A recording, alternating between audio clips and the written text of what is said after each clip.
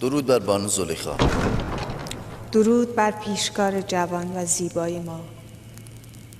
هنوز هم نگاه از ما دریغ می‌داری یوزارسیف؟ شما را به اینجا فراخواندم تا بار دیگر تقاضای خود را تکرار کنم. چون این تقاضایی نکنید، چون پاسخ همان است که بود.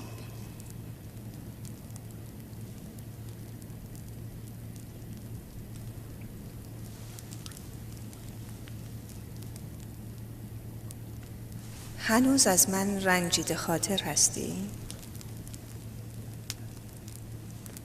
از بابت آن روز پوزش می‌طلبم.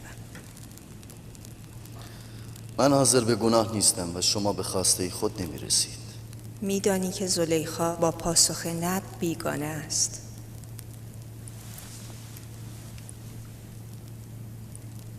من تو را دوست دارم و برای رسیدن به تو از هیچ تلاشی فروگذار نخواهم کرد. تا آنجا که مرا در آتش دوزخ بیفکنید.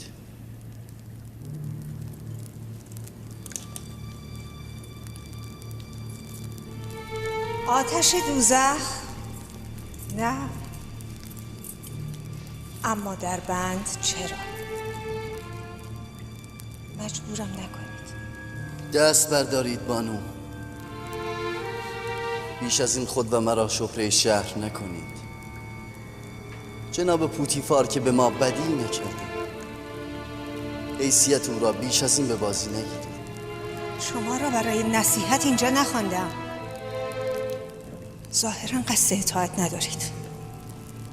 بسیار خوب، می توانید بروید، اما بدانید از این پس زلیخا به جای قلب تکه‌ای سنگ در سینه خواهد نشاند. بروید.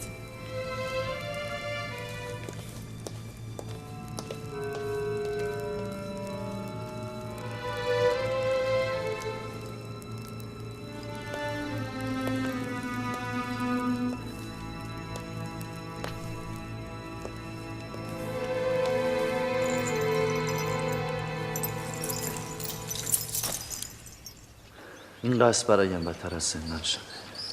مدام در انتظار توطئه و دسیسه به سر میبرم. مدام نگران تهمت و افترایی تازه هستم. تو که قصد تمکین و اطاعت از زلیخا را نداری؟ خب فرار کن، من نسیاریت میکنم. آن وقت با فرار خود که همه تهمت‌ها را تایید کردم. خب نزد فرمانروا آمنهوتپ برو، او حتما یاریت میکند. چرا آمنهوتپ؟ بیشک خداوند من از آمنهوتپ خیلی تواناتر است و همکنون ناظر احوال من است. از جناب پوتیفار هم کاری ساخته نیست؟ او فهمید زلیخا مقصر است. چه اقدامی کرد؟ باید کاری کنیم. آنها تهدید به زندان کردند. تا دیر نشده باید کاری کرد.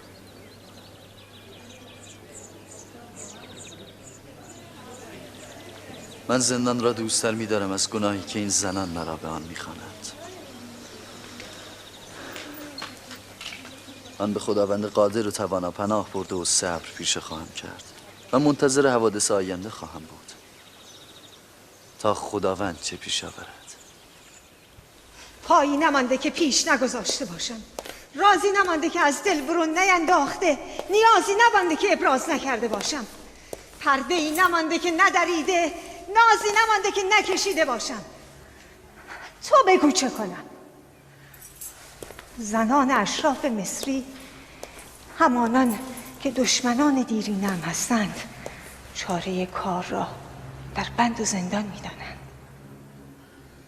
از آنجا که درد شما و زنان اشراف مصری مشترک است، درمان هم مشترک خواهد بود. من هم بند و زندان را تایید می کنم. بسیار خوب، اقدام می کنم. از امروز یوزارسیف چهره دیگر از زلیخا را خواهد دید.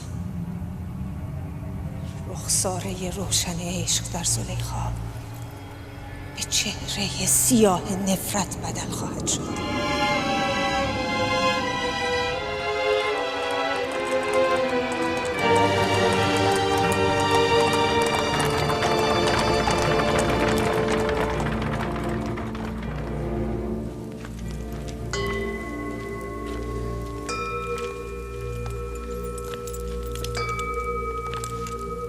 عالی جناب، ایشان آبروخیس سفره‌دار مخصوص فرمانروا آمنحتپ هستند. خدایان تو را حفظ کند. ایشان از پیروان راستین آمون هستند. من ایشان را همیشه در حال راز و نیاز با آمون دیدم. این روزها آمون خدای بزرگ ما غمگین است. مدتی است که دستهایی بر علیه او توطئه می کنند و قصد نابودی آمون رو دارند. دیگر پیروان او غافل شدند و از او حمایت نمی. ولی من هنوز کسانی را میشناسم که با تمام وجود آمون را میپرستند. تعدادشان هم کم نیست عالی جناب. من نگرانم مبادا همین تعداد باقی مانده نیز پراکنده شود.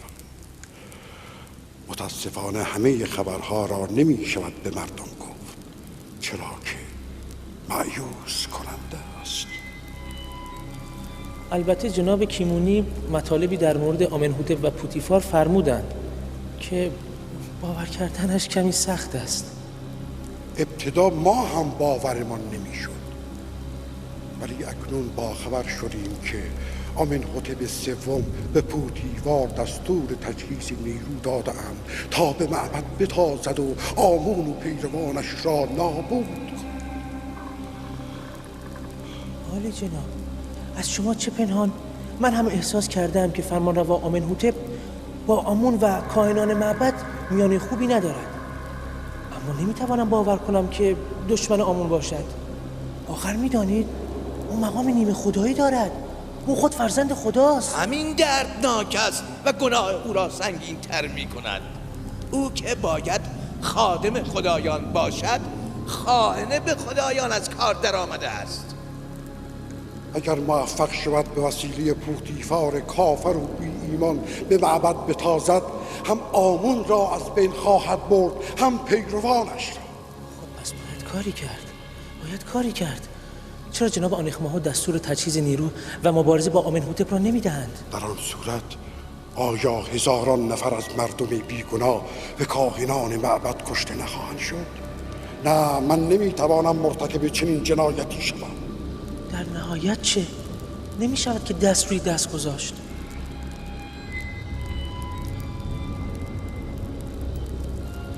من فکر می کنم باید برای جلوگیری از کشت و کشتار و دفاع از آمون باید عوامل اصلی جنگ افروزی را نابود کرد. اول آمنحتپ، دوم پوتیفار. ما به دنبال کسی هستیم که این امر مهم را انجام داده موجبات خوشنودی آمون را فراهم سازد. نه من نمیتوانم عالی جناب. نمیتوانم یک خدا را بکشم. او مقام نیمه خدایی دارد. نه، اصلا از من بر نمیآید.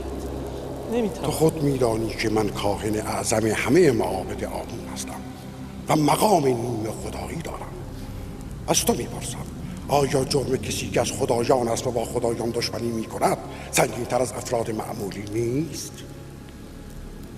در ثانی، تو با این اقدام مقدس هم آمون بزرگ را از نابودی نجات داده ای، هم جان هزاران نفر انسان را. جان خود من چه می شود؟ همسر فرزندانم چه می شود؟ هیچ خطری تو و خانوادت را تهدید نمی کند. انجام این کار بسیار ساده است. من طریق اون را به تو خواهم گفت.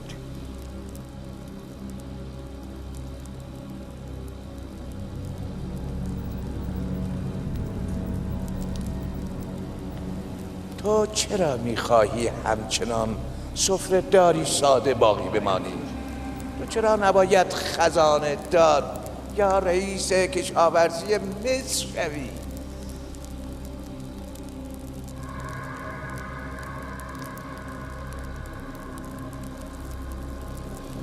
من خزانه‌دار رئیس کشاورزی مصر به اضافه صدها سکه طلا که تا پایان عمر تو را از هر گونه زحمتی بی نیاز خواهد کرد. دقیقاً فرمودید چند سکه طلا؟ 1000 سکه کافی است.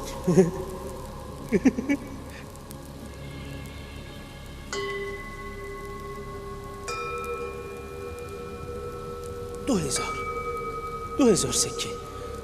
آخر میدانید من در قصد دوستی دارم که باید او را با خود همراه کنم. به هر حال اگر 2000 سکه شود مانعی نیست. باید از ثروت عظیم آمون برای حفظ او استفاده کرد.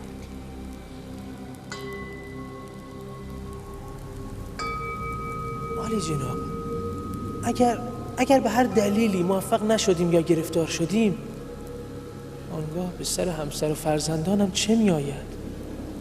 در صورت گرفتاری اگر از رابطه خود با من یا کیمونی و بزرگان معبد سخن نگویی، همسر و فرزندانت در پناه آمون خواهند. و اما اگر کلمی به زبان بیاوری، خانواده و همه بستگانت به نفرین آمون گرفتار شده و نابود خواهند شد.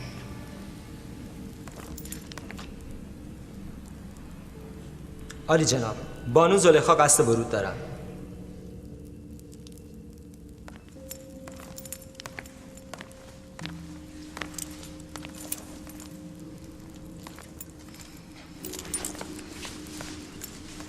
این برده کنعانی علیرغم دستور شما ماجرای آن شب را برملا کرده. باز چه نیرنگی در سرداری؟ بی پرده بگو. ظاهرا نمیدانید این خبر تا چه حد ما را رسوا کرده است. همه جا نقل مجالس شده که عزیز مصر مراوده برده ای را با همسر خیش دیده، اما نادیده گرفته. نه بند و زندانی، نه کند و زنجیری و نه حتی ضرب و شتمی. تو از من میخواهی که بیگناهی را در بند کنم؟ اولا بیگناه نیست، راز برملا کرده. ثانیاً منظور من اقدامی ظاهری و کوتاه مدت است. مثلا چه اقدامی؟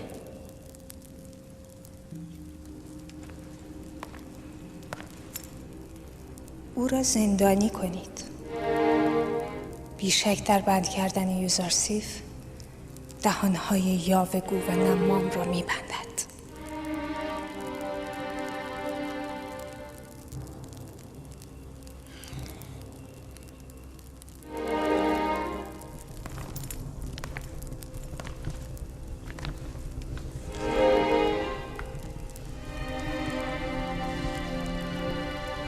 تصمیم عالی جناب چیست؟ نیاز به کمی تعمق دارم. شما بروید. پاسخ برای بعد.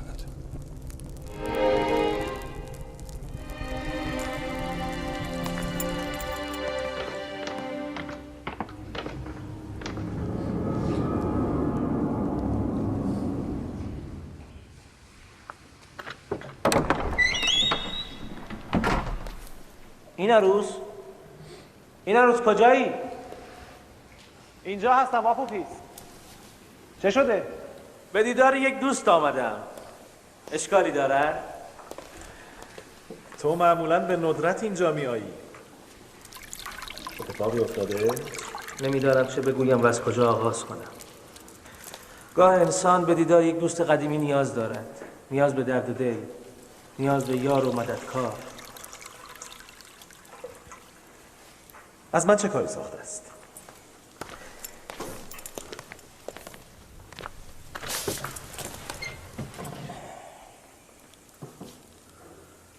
میدانی این عروس، من انسان معتقدی هستم و نمیتوانم اهانت به خدایان را بپذیرم، مخصوصا اهانت به آمون بزرگ را. در این خصوص من و تو مثل یکدیگریم. کسی به آمون اهانت کرده؟ آری، تو هم او را میشناسی و بارها اهانت و بی‌اعتنایی او را به آمون دیده ای. گمان کنم فهمیده باشم. فرمانروا آمنحتپ را میگویی نه؟ بارها با یکدیگر شاهد بی‌حرمتی او به آمون بوده ایم. چه باید کرد؟ به هر حال او فرمانرواست و ما مجبوریم سکوت کنیم. ای کاش فقط بی‌حرمتی میکرد. میخواهد علیه آمون اقدام کند و تومار آمون پرستان را در هم بپیچد. خدایان رحم کنند. اگر حقیقت داشته باشد جنگ بزرگی به راه خواهد افتاد. هزاران نفر کشته خواهند شد. تو اگر به توانی مانع این کشتار بشوی و آمون بزرگ و کاهنان معبدش را نجات دهی، این کار را خواهی کرد؟ البته، اما جلوگیری از جنگ کار امثال من و تو نیست. مانع به هم ریختن لشکرهای آمون و آمنحتپ نمیتوان شد، اما مانع صدور فرمان جنگ که میتوان شد. منظور خود را واضح تر بگو. ما چگونه میتوانیم مانع صدور فرمان جنگ از طرف آمنحتپ شویم؟ همین ذهن مرا به خود مشغول کرده است. من برای پیدا کردن راه حل نزد تو آمدم. راه حل؟ مثلا چه راه حل؟ من بروم جلوی دهان آمنحتپ را بگیرم که فرمان جنگ صادر نکند. جلوی دهان او را نمیتوان گرفت، اما برای همیشه که میتوان بست.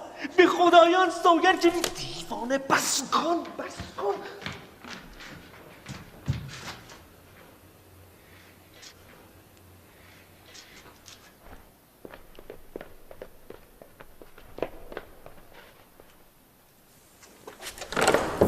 هیچ معلوم هست چه میگویی؟ عقلت را از دست داده ای؟ دیوانه شده ای یا از جانت سیر شده ای؟ ایناروس، مگر تو نگفتی دلت میخواهد مانع سقوط آمون و کشتار مردم شهر تبس شوی، ها؟ آری، اما این که راه حلی است. آمنحتپ خود مقام نیمه خدایی دارد، مگر میتوان او را کشت؟ نه، آمنحتپ مقام نیمه خدایی ندارد.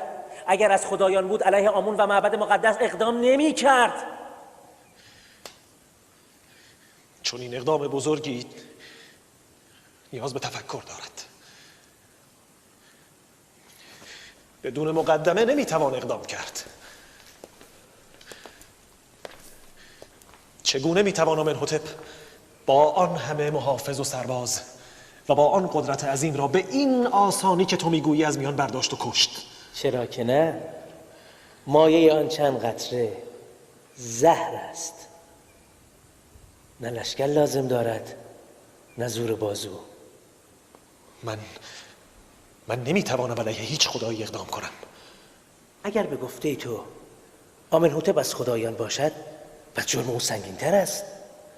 من به این فکر میکنم که اگر یک خدا از بین برود، بهتر است که همه خدایان و هزاران نفر از مردم شهر کشته شوند. من معتقدم باید بیشتر فکر کرد. باید بیشتر فکر کرد.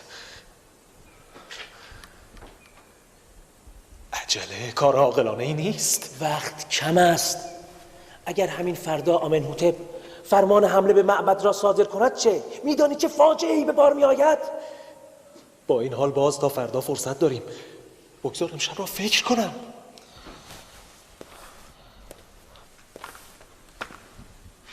من فردا باز میآیم. اگر تو هم کاری نکردی، خود به تنهایی میتوانم از این فاجعه بزرگ جلوگیری کنم.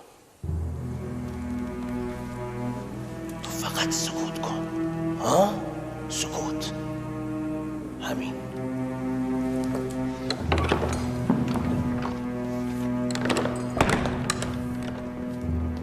اگر موفق نشدیم چه؟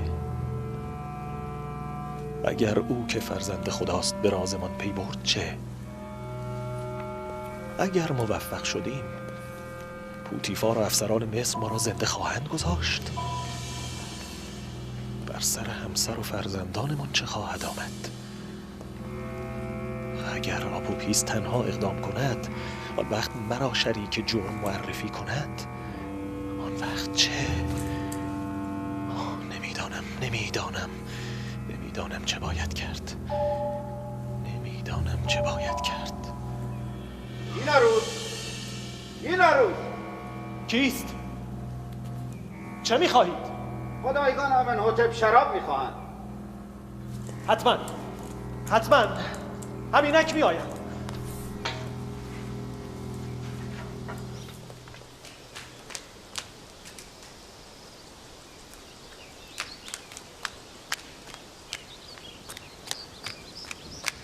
جناب یوزارسیف، جناب یوزارسیف، جناب یوزارسیف، عالی جناب پوتیفار شما را احضار فرمودند.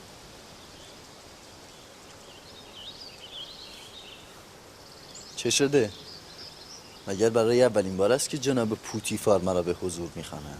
بعد از ماجرای شما و بانو زلیخا آری اولین بار است. شاید مسئله مهمی باشد. نگران نباشید. من با وجود خداوند بزرگ از کسی بیم ندارم.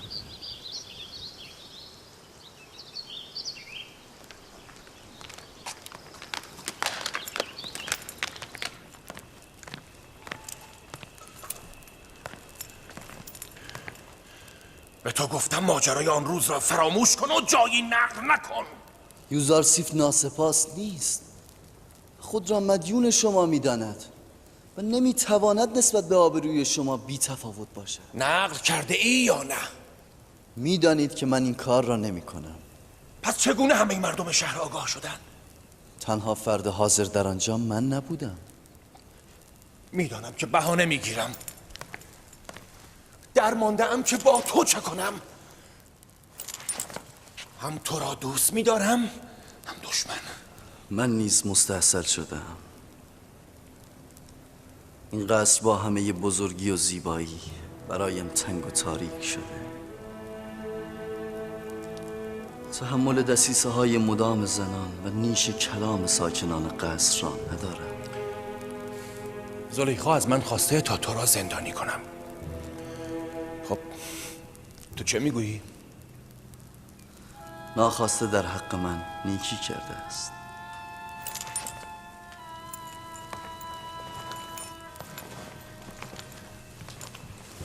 منظور تو را نمیفهمم.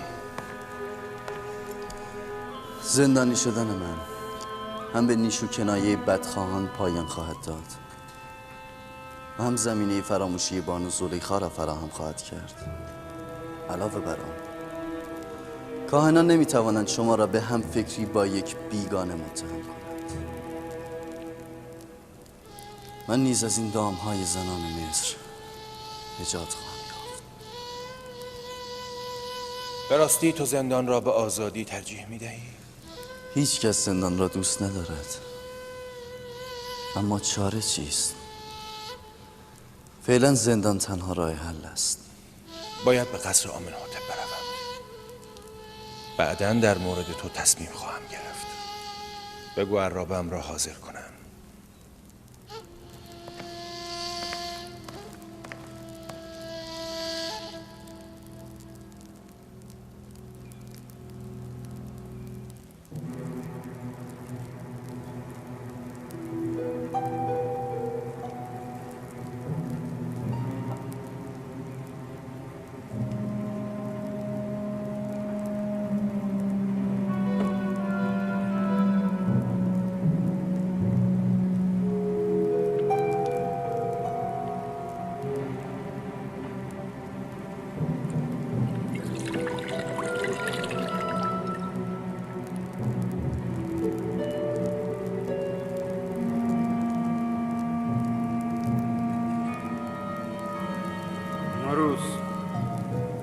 چه می شود؟ رنگ بر چهره نداری؟ نه عالی جناب، نه چیزی نیست. من حالم خوب است.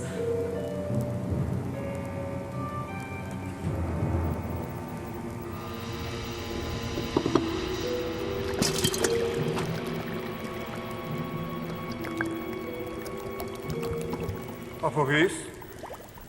این عروس را چه می شود؟ حالش هیچ خوب نیست؟ چیزی نیست جناب فرمان روا. کسالتی مختصر دارد. شما غذایتان را میل کنید. بفرمایید.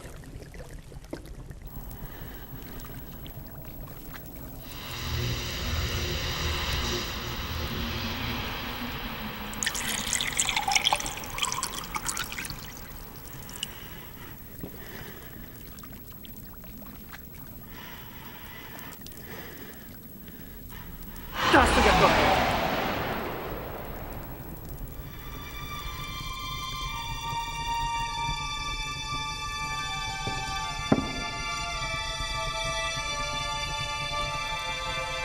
از این غذا نخورید. مسموم است. خائن کثیف، شراب تو مسموم بود نه غذای من.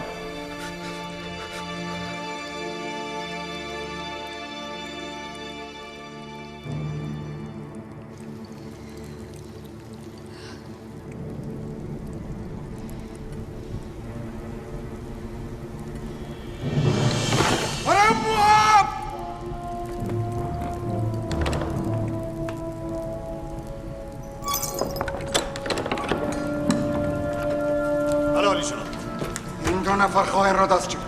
عالی جناب ببخشید. عالی جناب رحم کنید.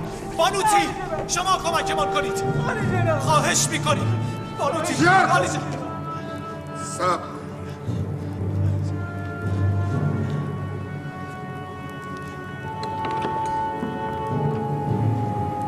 بگویید ماجرا چقدر است؟ عالی جناب، این خائن قصد کشتن شما را داشت. در شراب شما زهر ریخت. دروغ میگوید جناب فرمانروا. او بود که به من زهر داد تا در شراب شما بریزم. بسیار خوب. هر دوی شما از غذا و شراب بخورید. اگر نه همینجا در کاسه سر هر دویتان شراب خواهم نوشید.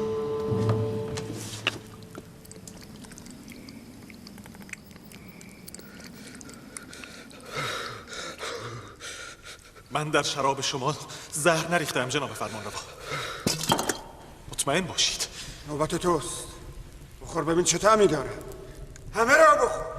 دیدی چگونه این روز شرابش را سر کشید؟ بخور!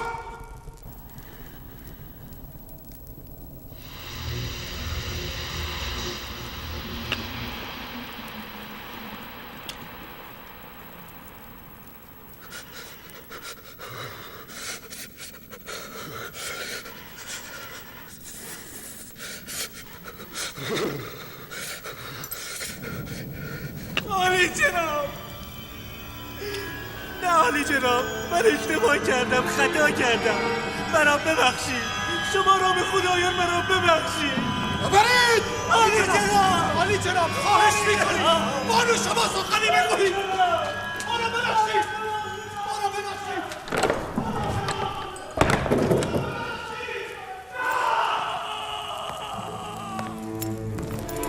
خیانت، خیانت در قصر خودمان به ما سوء قصد می‌شود.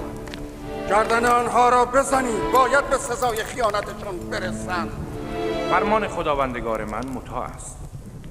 پیشنهاد میکنم دست بگیرید. دست نگه دارم؟ تو به آنها فرصت میدهی؟ نه عالی جناب، باید بیشتر تأمل کنید. پیشنهاد میکنم تا پیدا شدن همدستانشان صبر کنید. عالی جناب، قطعا اینها از جایی دستور گرفتند. این کار خودسرانه نیست. من شخصا از آنها بازجویی خواهم کرد. بسیار خوب. مطلب را پیگیری کنید و به اطلاع ما برسانید. منتظرم.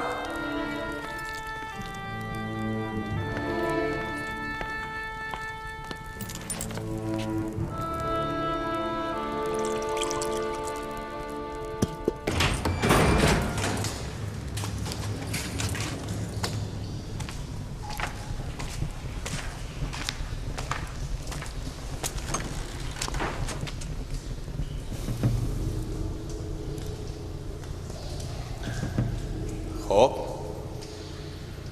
تعریف کنید ببینم ماجرا از چه قرار است.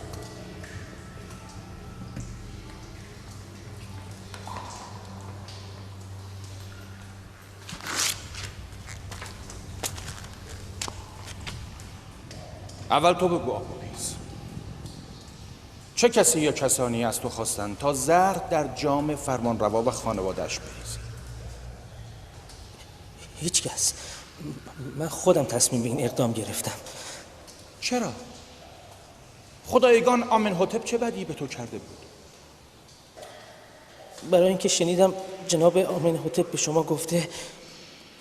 شما گفته به معبد آمون حمله کرده و کار کاهنان معبد و خدایامون رو یکسره کنید. شنیدی؟ از کی؟ یا چه کسی؟ از کسی نشنیدم. خودم شنیدم. آره خودم شنیدم. پشت در ورودی قصر ایستاده بودم شنیدم. دروغ میگویی. من مخصوصا پشت درب ورودی را دقت کردم تا مبادا کسی استراق سم کند. بسیار خوب. بعداً حقیقت را خواهی گفت.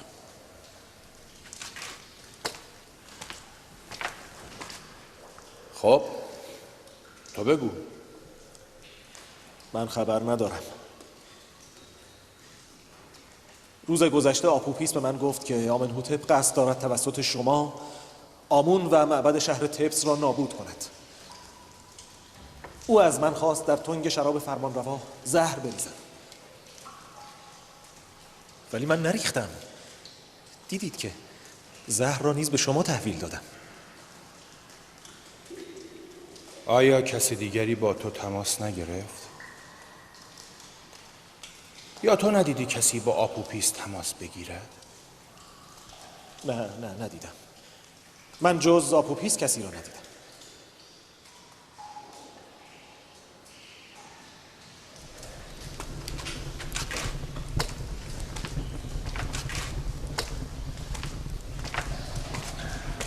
اینها را اینجا پیدا می کنم.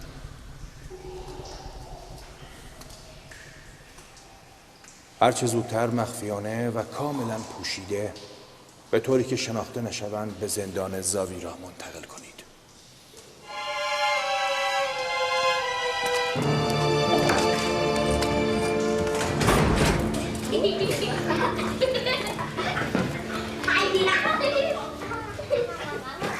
سیاه و سفید، آزاد و بد، زن و مرد، همه انسانند و یک خالق همه را خلق کرده. کسی را بر دیگری برتری نیست مگر به میزان انسانیت و خصال پسندیده. کاری ما معمولا به میان برده ها نمی آید. حتما کار مهمی پیش آمده. می توانم تنها با شما صحبت کنم؟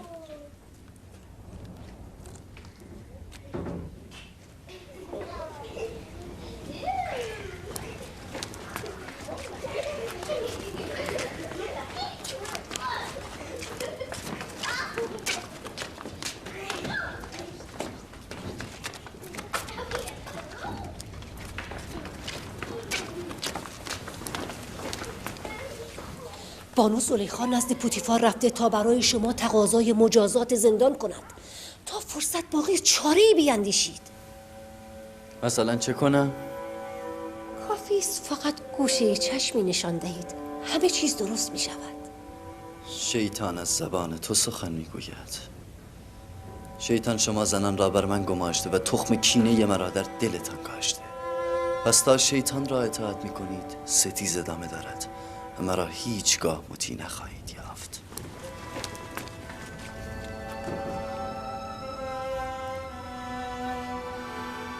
اگر خداوند شر اینان را از من نگرداند و مرا در کنف اسمت خویشتن شاند، معلوم نیست عاقبتم به کجا خواهد انجامید. او چه میگفت؟ اصلا از تو چه میخواهد؟ بگذار من برایت بگویم. یوزارسیف یا باید زلیخا و زنان مصر را برگزیند یا زندان را. از زنان به خدا پناه برده و زندان اختیار خواهم کرد. مهنت زندان اگرچه طولانی شود عاقبت به سر آید، اما کسی نمیداند که زناکار از آتش دوزخ کی به در آید. کدام آتش؟ تو خود را به زندان میافکنی تا از شر یک آتش واهی نجات یابی؟ هیچ عاقلی ندیده که مهنت زندان را بر زیبارویان ترجیح دهد. جناب رودامو،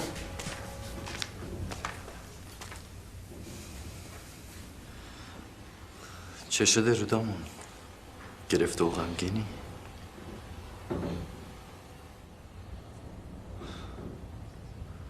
بالاخره پوتیفار دستور زندان مرا صادر کرد. گفتی عاقل ندیده ای که چه؟ هیچ عاقل ندیدم که مهنت زندان را بر همنشینی با زیبارویان ترجیح دهد. برویم رودامون. گره از ابرو باز کن که یوزارسیف از این واقعه غمگین نیست.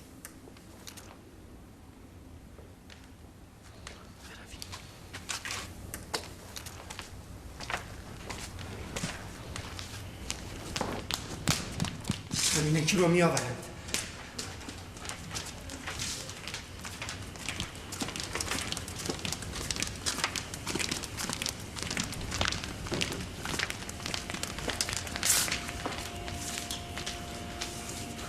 همکتون باز میکردم.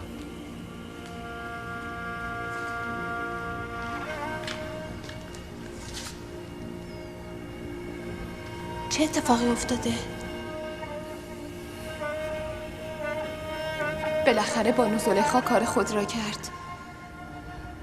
یوزرسیف را به زندان میبرند.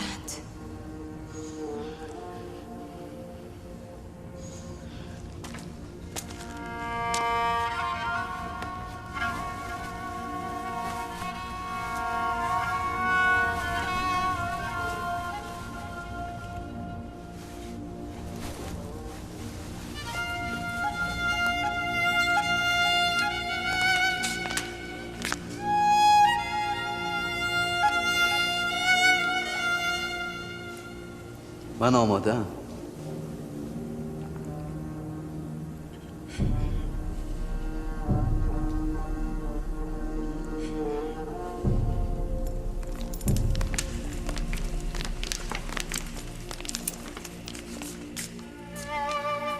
ما میدانیم شما بیگناه هستید.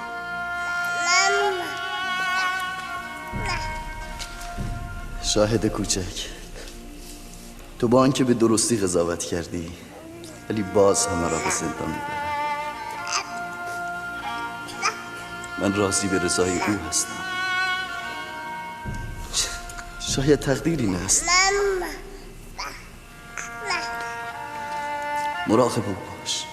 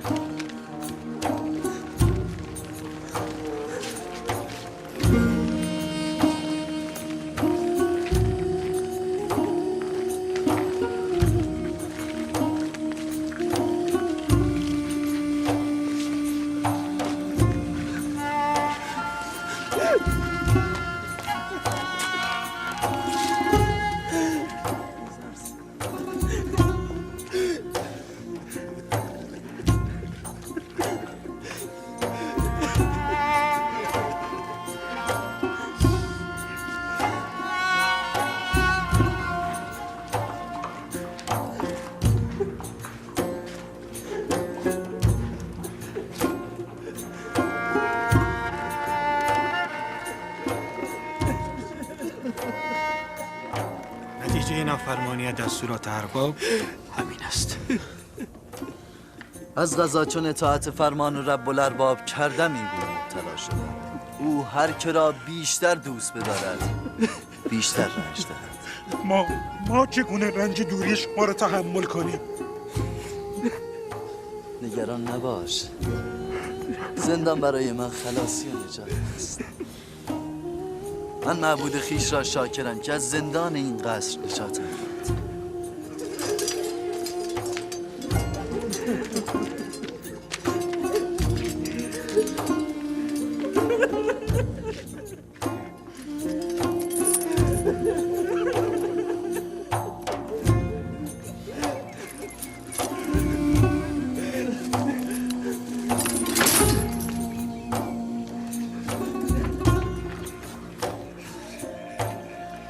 رئیس زندان زویرا کیدامن نام دارد که از دوستان من است. نگران نباش. بهترین دوست من نیز در زندان زاویراست. همان که کیدامن را به وجود آورده. اصلا نگران نیستم.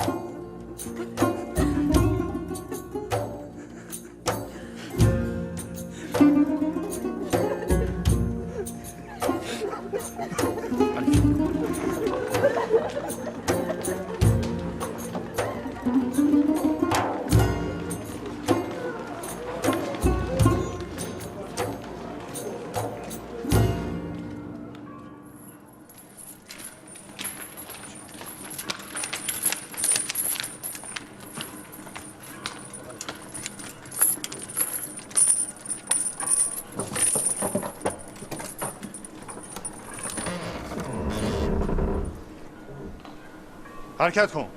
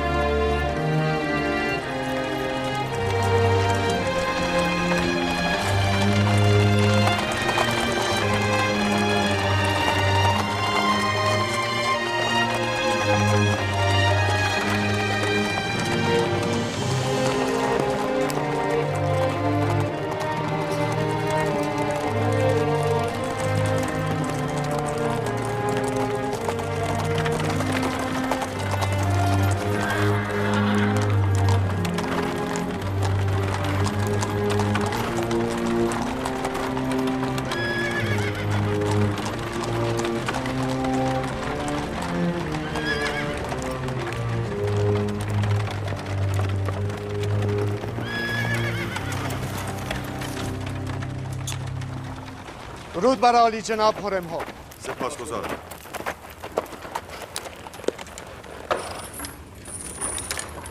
جناب هرم‌هوب چرا خود را به زحمت انداخت؟ دستور جناب پوتیفار بود. باید شخصا می آمدم. دست نگه دارید. معاون.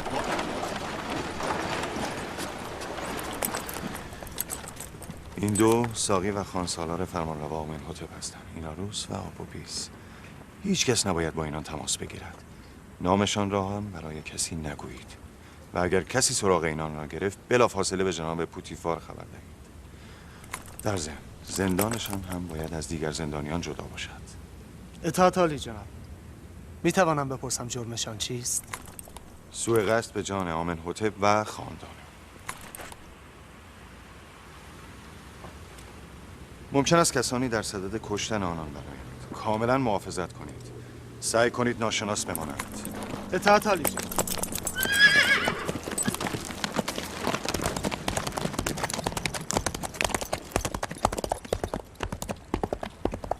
اینان را ببرید. زندان انفرادی.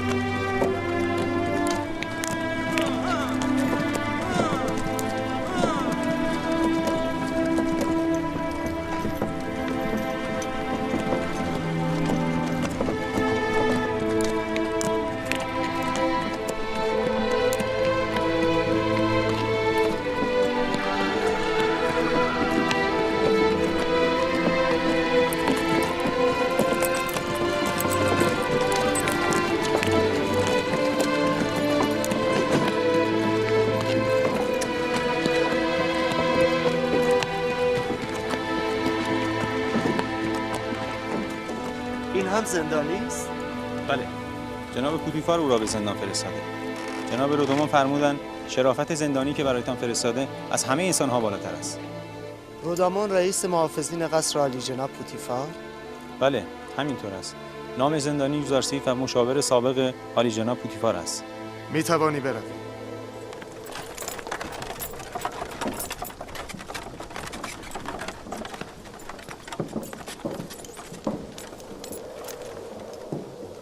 زندان جای تو نیست. چه شد که گذرت به اینجا افتاد؟ به جرم نافرمانی از ارباب خیش. اینجا فرمانبرداری و اطاعت را خواهی آموخت. هرچه می نگرم به بندگان و بردگان نمیمانی. مایوسم نکنید. امیدوارم بنده خوبی باشم. در نهایت معلوم می شود. فقط تأکید می کنم با زندانیان زاویرا درگیر نشوید. موجودات خطرناکی هستند. او را به زندان عمومی ببرید. طوق و زینتالات او را گرفته و زنجیر به پایش بزنید.